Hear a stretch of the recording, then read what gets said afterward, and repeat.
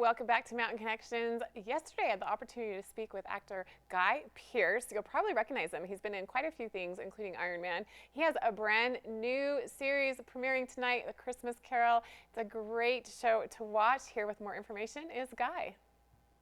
He is ringing in the holidays with a dark take on the Dickens classic, A Christmas Carol. He gives a bitter new bite to greedy Ebenezer Scrooge in this remake for FX and BBC.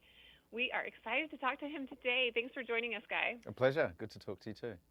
So tell me a little bit about this remake. Well, one of the things that struck me first when I not only read it, but when I then talked to Nick Murphy, our director, was that the intention very much was to find a different kind of Scrooge, was to find a Scrooge who was younger, more sort of virile, more robust, a man of a functioning business, part of the world, and really prepared to sort of take on each day as it comes, as opposed to the Scrooge that we've generally come to know, I suppose, who's a bit of a wizened up old scaredy cat who's, shying away from everything, still bitter, but, just somebody now who has a swagger about him.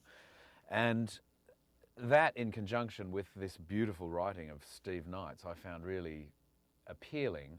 Also because within the writing, and without giving too much away, I think they go to some darker places than perhaps other versions of A Christmas Carol have before. And if you look at the original source material, it could all be there anyway, in between the lines. You get the sense that Scrooge hasn't had a very happy upbringing, and you get the sense that Scrooge has done some pretty terrible things to people along the way. And I guess the interpretations just allow you to decide on what those events might be. So, I think in this day and age of good cutting-edge television, it was about time to do a version of A Christmas Carol. Well, not about time, because the others are great as well, obviously. But it was necessary to do a version, I think, that was really confronting.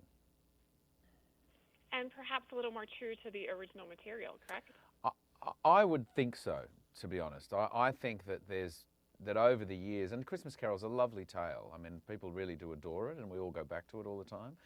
And I think that sense of redemption is really appealing, and particularly at Christmas time. But funnily enough, Scrooge makes the point himself, as I do in this film. Why are we only decent to each other, nice to each other on one day of the year? Why can't we be like that for the rest of the year?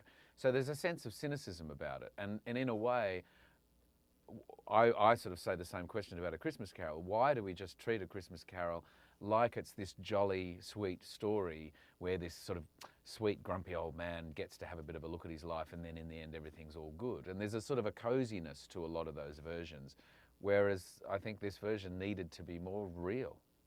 People go through some harrowing things in their lives, and let's show that Scrooge has. So would you say that this remake kind of addresses that fact and really looks into the idea that it's not just a holiday tale? Yes.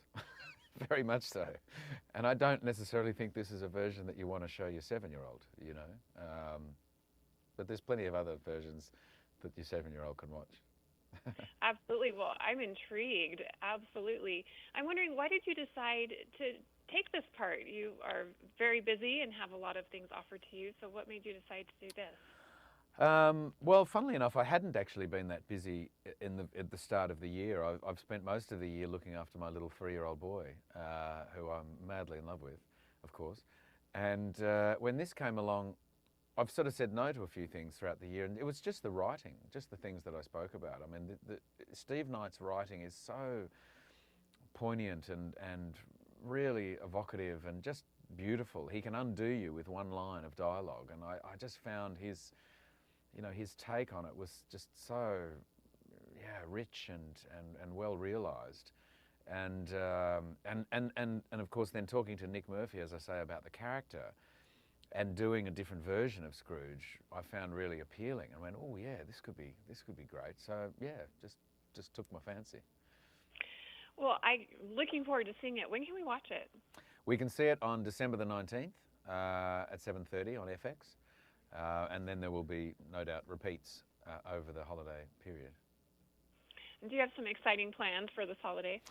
Not overly exciting plans. I mean, I don't want to turn Christmas into a really big deal for my little boy. I want to sort of just try and keep it subtle. I mean, we put up a Christmas tree, and he was excited by hanging some things on the tree. And we'll be in Holland over Christmas, which is where he lives with his mum. And they have Sinterklaas instead of Santa Claus.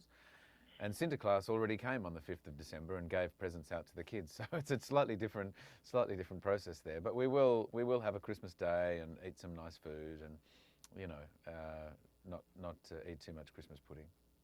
That sounds really lovely. Well, thank you so much, Guy, for talking with us here at Park City Television.